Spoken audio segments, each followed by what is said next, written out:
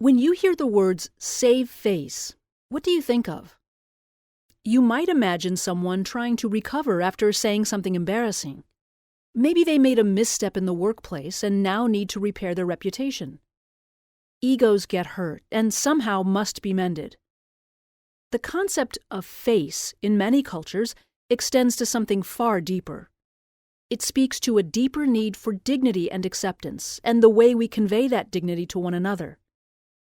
The ability of people to successfully apply concepts of face as a type of social currency might be the single most integral part of establishing successful business partnerships. Many have heard the term face as in losing face, but not many understand how complex and widespread the concept is in Asia and in other cultures. Face represents a person's status and reputation in business and politics, among family and friends, in local communities, even the nation at large. The concept of face has influenced nearly every aspect of life and culture for 2,500 years. The concept of face, miansa in Chinese, is difficult to define because there is no English word that is a direct equivalent. Respect or dignity come close, but do not fully encapsulate all of its nuance. In the historical Chinese perspective, face represents a person's reputation, credibility, and level of prestige within the family, among personal friends, and in society at large. Whatever word or phrase is used for it, in Chinese, English, or any other language, the importance of face is universal within just about every culture. The influence of face in Asian culture typically affects three parts of society: self, community, and action. Self relates to how an individual perceives the level of prestige they believe they've earned through their accomplishments or status within the community.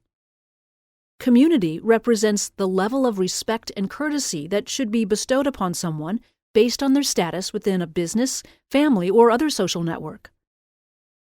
Action corresponds to the behavior or deeds that can cause someone else to either lose or gain face. To put it all together in terms of face, self is how you see yourself, community is how you see others, and action is what each of us does to each other that impacts face positively or negatively. From a business perspective, the Chinese perception of face is very apparent in all levels of communications and relationships.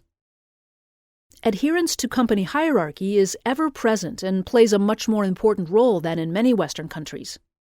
Leaders and senior managers are placed on a pedestal, and the distinction between various levels of management is clearly defined. Many leaders expect their orders to be followed without question, and when someone does not follow the intent of their leader, they are perceived as not giving the necessary prestige that the leader is owed.